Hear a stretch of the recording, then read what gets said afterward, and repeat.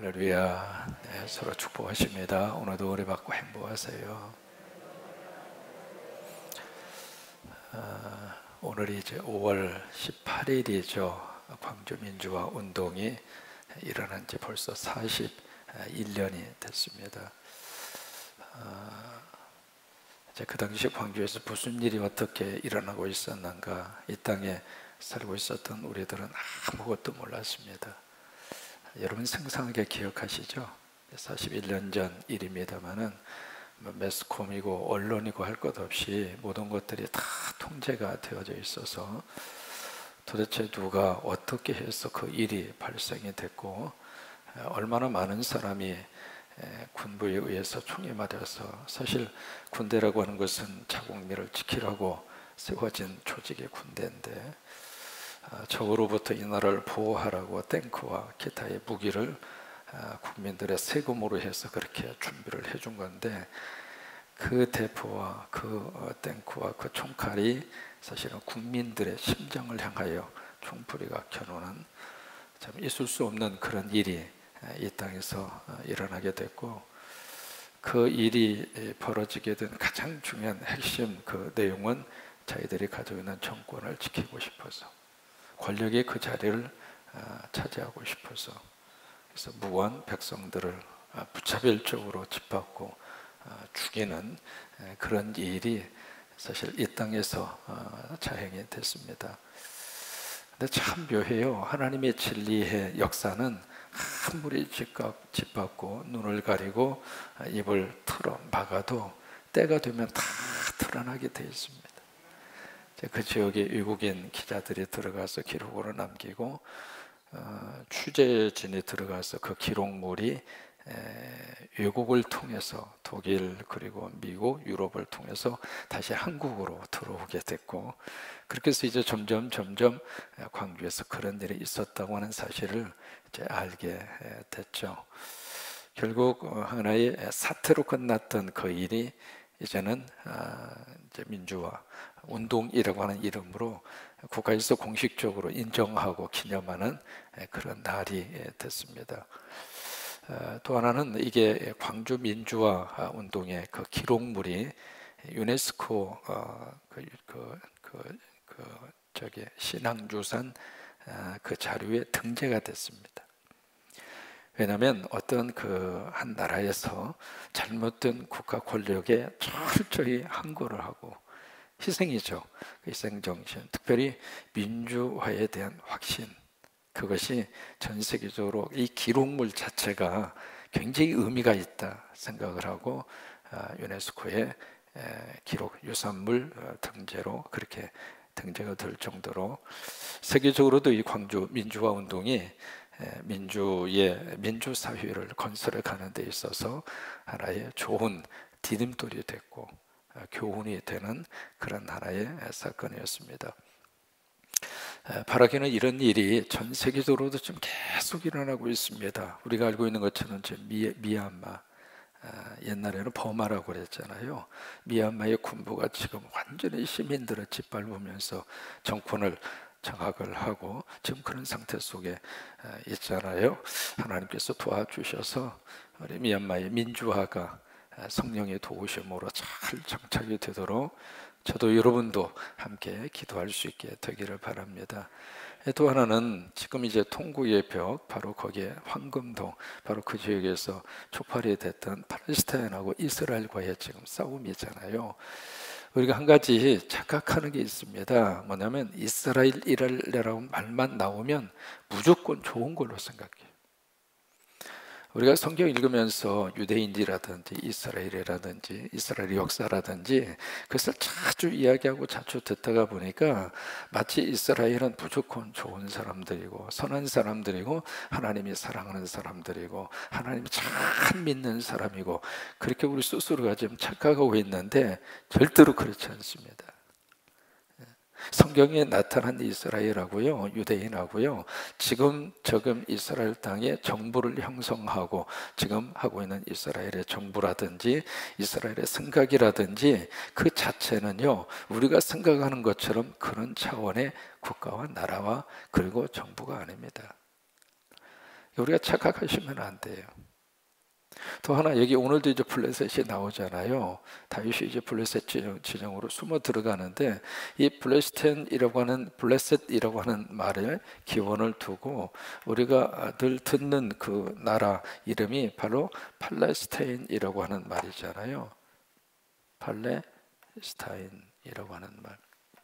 이제 이 말의 어원이 블레셋이라고 하는 말에서 나왔거든요. 근데 사실은 그 블레셋과 현재 그 지역에 기존적으로 한 2000년 동안 그 땅에 뿌리 내리고 살았던 팔레스타인하고는 전혀 다릅니다. 이렇게 묘하게 이렇게 정치적으로 그렇게 이 땅에 살고 있는 사람들을 압박을 하는 거예요. 그래서 이 블레셋이라고 하는 말 자체가 별로 좋은 뉘앙스가 아니잖아요. 이방 민족이고 붙어서 사는 사람이고, 뭐 그런 의미를 가지고 있는 이 블레셋이라고 하는 과거로부터 이스라엘과의 계속해서 적대적인 관계 속에 있었던 블레셋, 그 이미지를 가지고 1948년도에 이 땅에 이스라엘이라고 하는 나라를 건설을 하면서 이미 그 땅에서 기준적으로 살고 있었던 한두 해가 아닙니다. 햇수로 거의 한 2000년입니다. 2000년이나 그 땅에 살고 있었던 기존의 그 사람들을 이 이름으로 완전히 도배를 해버린 거예요. 팔레스타인이라고 하는 그 이름으로 해서 그 사람들을 지금도 이제 가자 지역을 중심으로 해서 이제 살고 있는데, 이게요, 사람이 살 수 있는 환경이 절대로 아닙니다.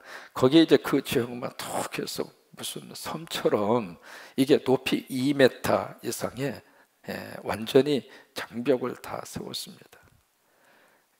이게 국경처럼 완전히 봉쇄를 했고, 그 위에 22,000볼트의 전기가 쫙 흐르고 있습니다. 넘어올 수도 없고요, 넘어갈 수도 없고요. 그래서 그쪽 가자라고 하는 조그마한 동네, 팔레스타인 사람들이 살고 있는 자치 그런 땅들이 있거든요. 이쪽에 이제 베들레헴도 마찬가지입니다. 거기도 팔레스타인 사람들이 점령하고 살고 있는 그런 땅인데, 그 지역을 오고 가기 위해서는 마치 다른 나라 출입하는 것처럼 출입증이 있어야 되고요.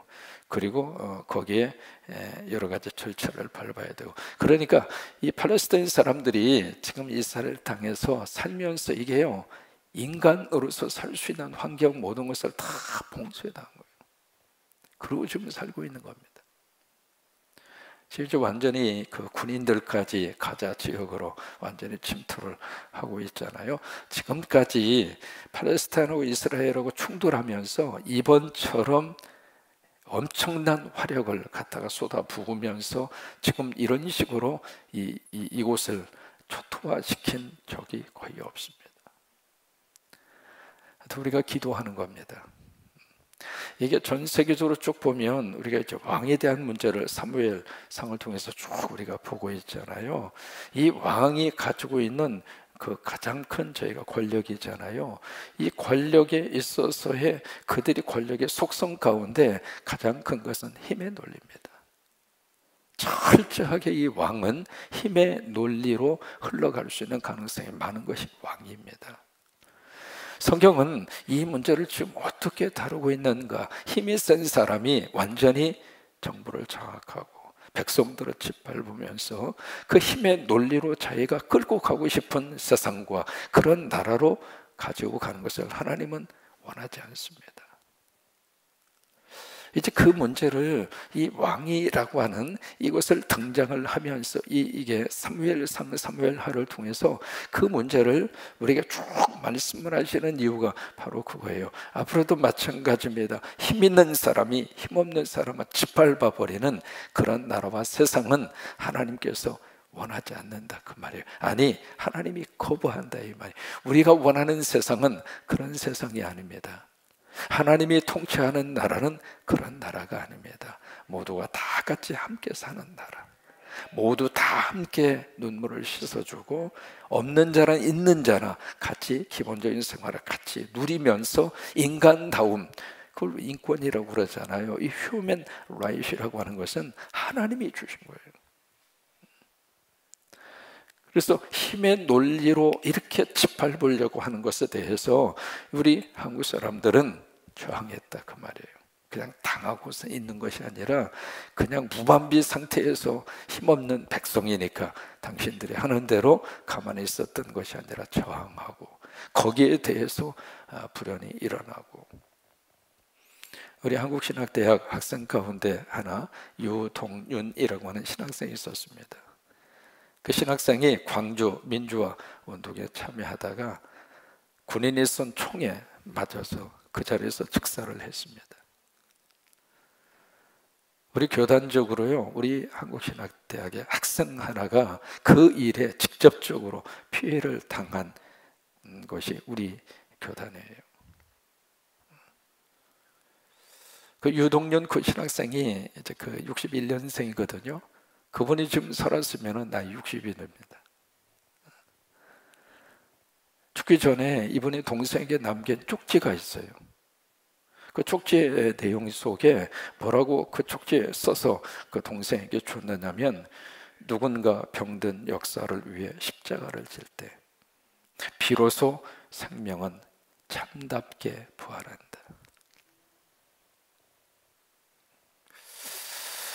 오늘 우리가 누리고 있는 민주화라고 하는 것은 거저 온 게 아니죠. 누군가 희생하고, 누군가가 하나님 미랄이 되고, 누군가가 죽고, 그렇죠? 우리가 생명을 얻고 부활을 얻는 것도 예수님이 십자가 지시고, 그래서 죄로부터 우리가 용서를 받고 하나님의 자녀가 되고, 이게 공짜는 없어요. 오늘을 갑자기 이렇게 주어지는 것은 없습니다. 그만큼 헌신하고 그만큼 희생하고 그만큼 뭔가를 이렇게 하니까 그를 통해서 우리가 얻어낼 수 있는 것이죠. 오늘 이제 사무엘상을 보면 이 사울이 왕이 될 때하고 다윗이 왕으로 되어지는 과정하고 아주 다릅니다.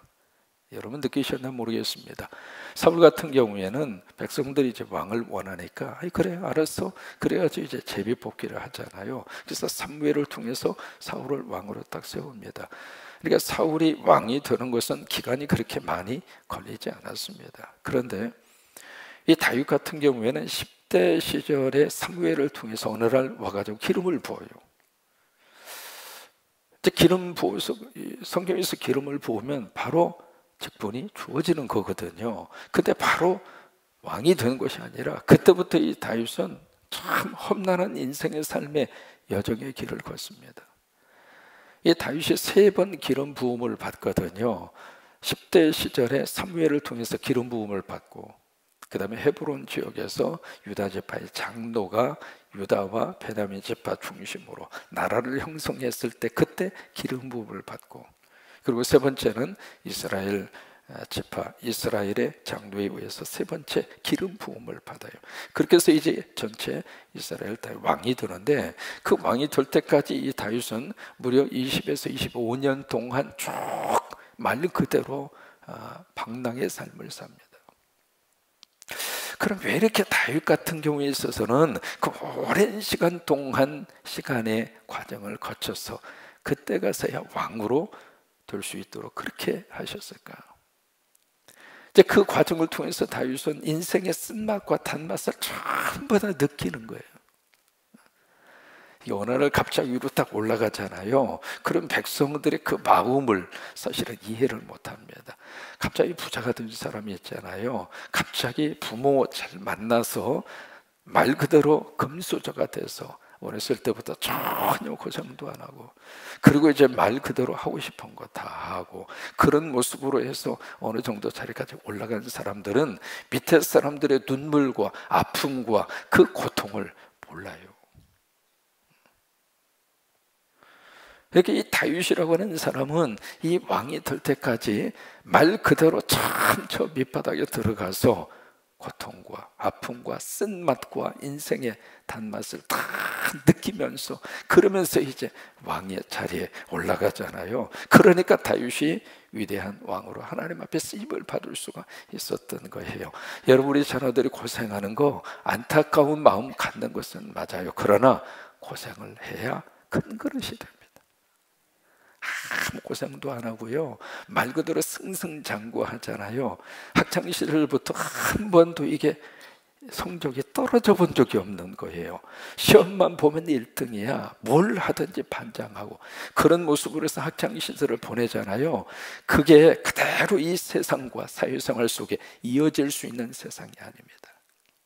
그러면 이게 한번 꺾이잖아요. 꺾이면 그 다음부터 본인 스스로가 못 받아들이는 거예요. 왜? 한 번도 져본 경험이 없으니까. 아니에요. 그러니까 아이들이 좀 힘든 과정과 어려움 속에 있을 때에는 조금 기다려 주세요.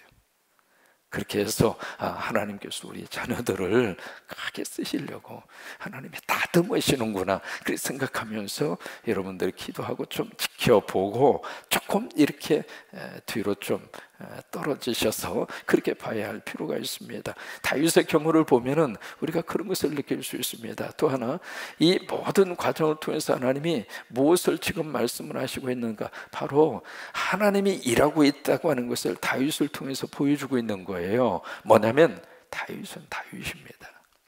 다윗은 인간일 뿐입니다. 아무리 다윗이 하나님 마음이 합한 자라 하더라도 다윗이 하나님일 수는 없습니다.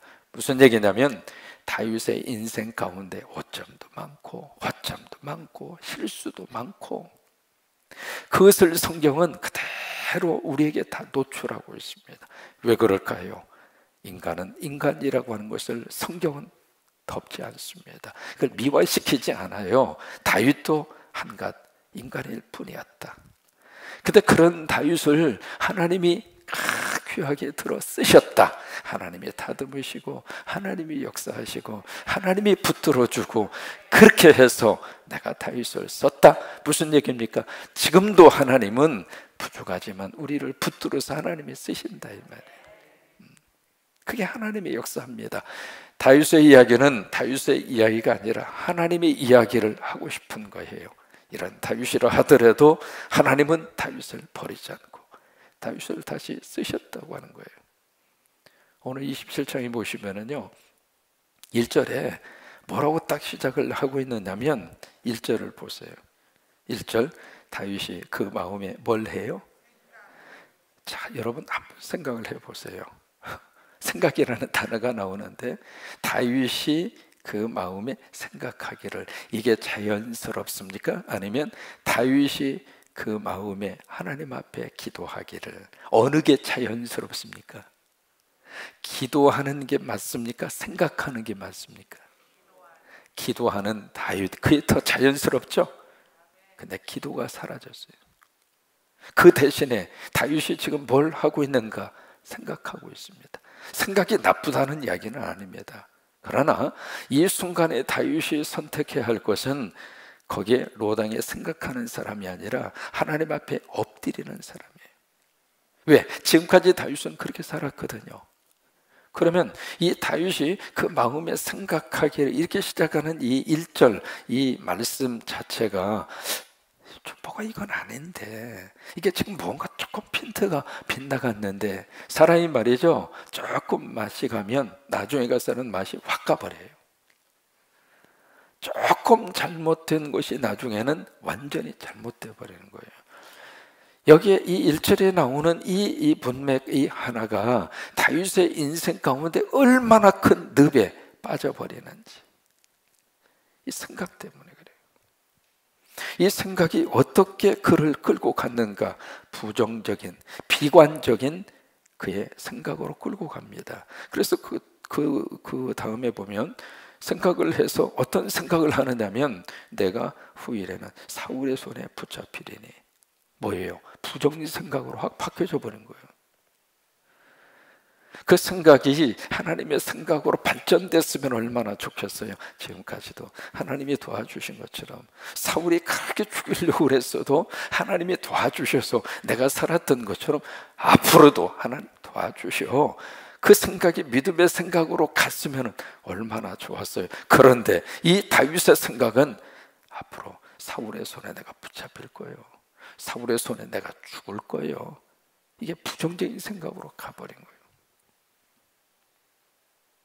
그러다 보니까 어떻게 하는가? 세상과 타협하는 결론을 내리게 되는데, 그것이 바로 블레셋 사람들의 땅으로 피하여 들어가는 것이 좋으리로다. 그 생각을 하는 거예요.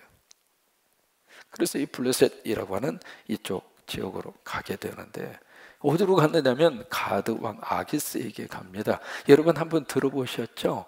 21장에 나오는 그분이거든요. 21장에 다윗이 가서 거기서 알아보고 천천히요 만만이라고 노래 불렀던 그 사람이니, 그러니까 뭐라고 그래요? 다윗이 침을 흘리면서 미친 척 연기를 하잖아요. 얼마나 연기력이 뛰어났으면 사람들이 완전히 속을 정도로. 그렇게 해서 이제 목숨 부지한 그곳이 바로 가드 왕 아기스거든요. 근데 오늘 성경에 다시 그 지역으로 숨어 들어가는 거예요. 숨어 들어가서 이제는 혼자 간 게 아니잖아요. 지난번에는 혼자 갔지만 지금은 이제 따르고 있는 거기에 600명에다가 식구에다가 그리고 부인도 이제는 둘이나 돼요. 아히노암하고 아비멜렉, 그 아비가일하고, 그러니까 부인도 둘이나 되고, 뭐가 나름대로 이제 나에게도 힘이 생겼다 그런 마음을 가졌겠죠. 그리고 다시 가드왕 아기스의 그 소굴로 들어갑니다. 들어가서 그 다음에 무슨 일을 하느냐면 그 근처에 있었던 바로 유다를 치고 있는 이방 족속들을 하나씩 둘씩 막 치는 거예요.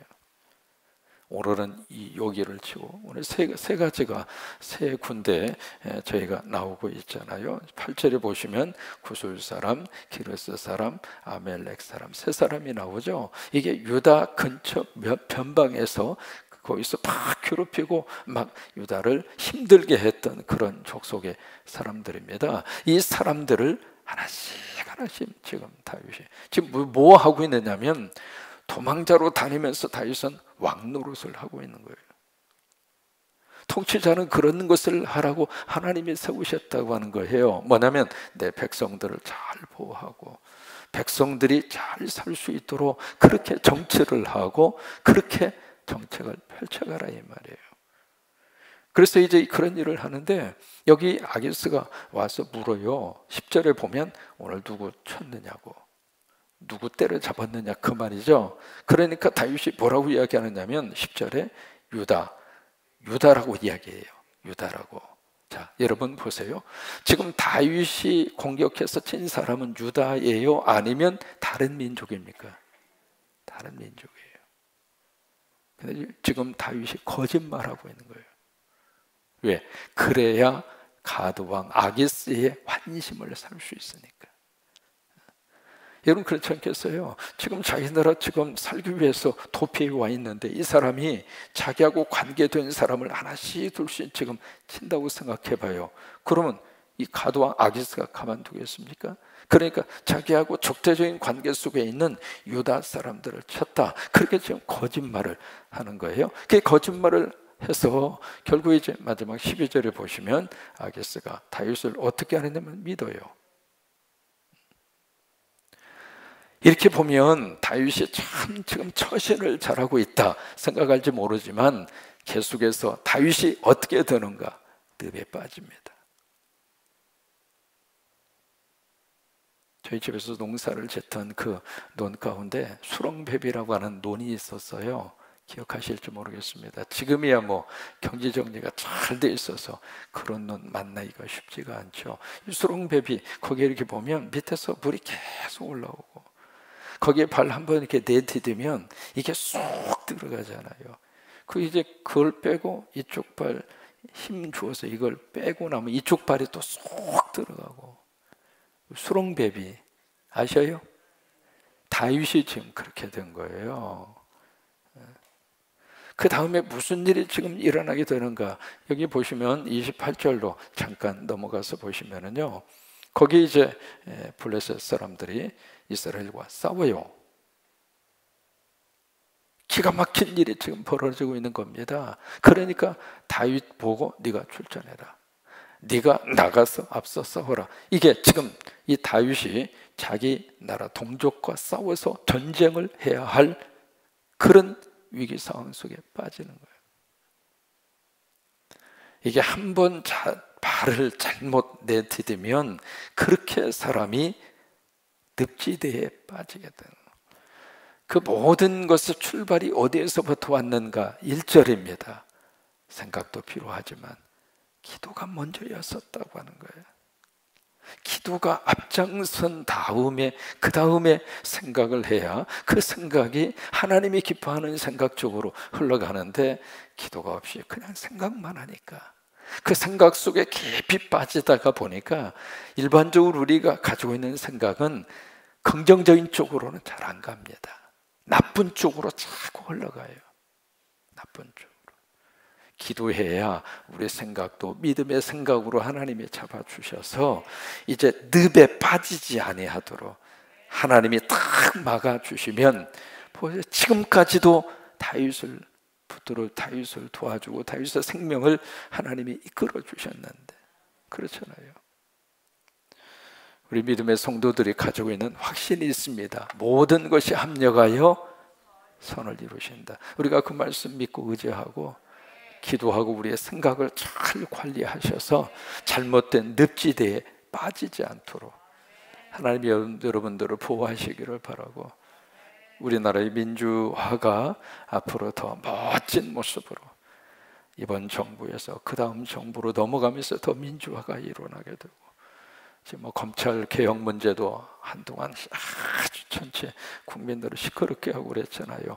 정말 말 그대로 각자 위치에서 남용하지 아니하도록 좋은 나라로 하나님 우리나라를 세우시게 되기를 바라고, 그렇게 해서 전 세계 속에 한국 하면 민주주의 국가, 그 어느 나라보다도 인권을 존중하고 없는 사람의 눈물을 닦아주고 모두가 다 잘 살 수 있는 그런 나라를 지향하는 멋진 대한민국으로, 하나님이 특별히 사랑하시는 그런 나라로 하나님이 나라를 쓰시게 되기를 원하고, 그래서 다음에 정권을 잡는 분을 위해서도 우리가 함께 기도하고 그렇게 될 수 있게 되기를 주의 이름으로 축원합니다.